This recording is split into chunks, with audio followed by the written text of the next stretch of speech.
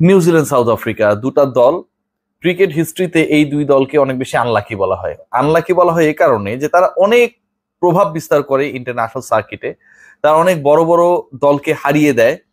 New Zealand south আফ্রিকায় অনেক performer রয়েছেন, আগেও ছিল এখনো আছে, কিন্তু আইসিসি ইভেন্ট জয়ের স্বাদ প্রপারলি এই দলগুলো কখনোই পায় নাই। New Zealand and South Africa, they are going to meet each other in the next game, second semifinals of the Champions Trophy. এবং এই দুই দলের মধ্য থেকে যারা আসলে প্রপারলি আইসিসি ইভেন্ট জয় করার থাকে না যে একটা প্রপার স্বাদ, সেটা পায় নাই, তাদের একটা দল বাদ পড়বে। এন্ড ডেফিনেটলি আরো একটা ব্যাপার আপনাদেরকে অ্যাসিওর করতে পারি, মানে একটা দল যেমন বাদ পড়বে, যেই দলটা জিতবে তাকে হচ্ছে পাকিস্তান থেকে উড়ে দুবাই যাওয়া লাগবে ভারতের বিপক্ষে ফাইনাল খেলার জন্য। কি একটা অদ্ভুত চ্যাম্পিয়ন্স ট্রফি, যেখানটার হোস্ট হচ্ছে পাকিস্তান।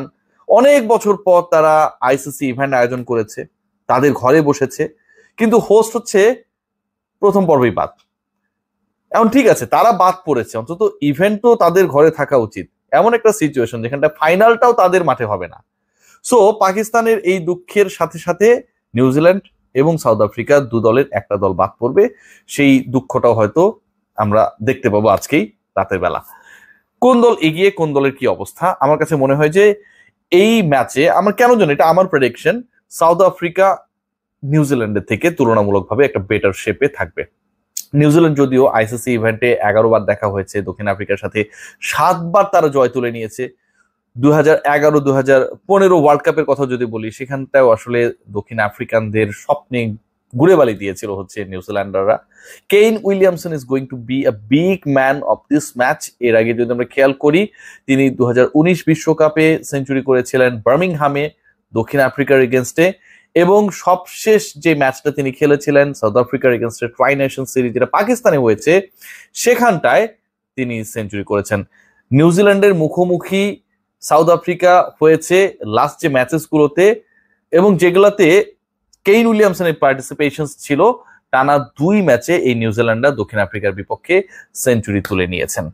উইকেট অনেক আলোচনায় থাকবে। উইকেটে লাস্ট 5টা যে ম্যাচ হয়েছে তার এভারেজ ফার্স্ট ইনিংস স্কোর, যে দলটা টস হেরে বা জিতে প্রথমে ব্যাট করবে, তাদের স্কোরটা হচ্ছে 317-র কাছাকাছি।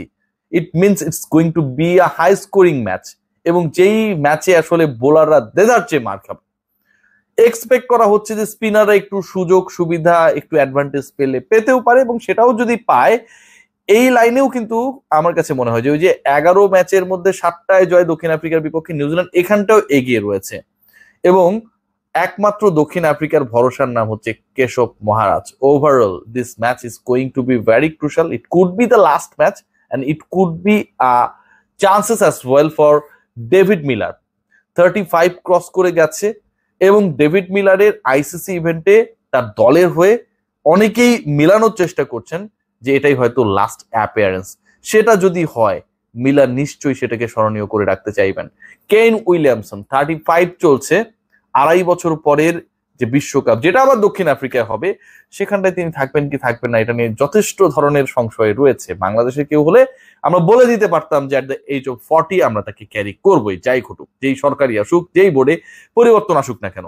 কিন্তু নিউজিল্যান্ডার তো পরের বিশ্বকাপটায়, 27 বিশ্বকাপে আসলে তাকে দেখা যাবার সম্ভাবনা এখন পর্যন্ত ক্যালকুলেশন খুব বেশি সাপোর্ট করছে না। সো কেইন উইলিয়ামসনের জন্য it's going to be a vital match. Let's see what happen, but আমার কাছে মনে হয় it's going to be a crucial fight. এবং দক্ষিণ আফ্রিকা যদি জিতে যায়, এটা আমার প্রেডিকশন, ভারতের জন্য দুবাইয়ের ফাইনাল খুব একটা সহজ হবে না। নিউজিল্যান্ডের বিপক্ষে তারা খেলেছে, নিউজিল্যান্ডকে হারিয়েছে, সো একটা কনফিডেন্স টিম ইন্ডিয়া রয়েছে। সাউথ আফ্রিকা যদি জিতে যায়, আবারও বলছি, ইট could be a different game in Dubai. সবাই ভালো থাকবেন, টেক গ্রেট কেয়ার, এক্সাইট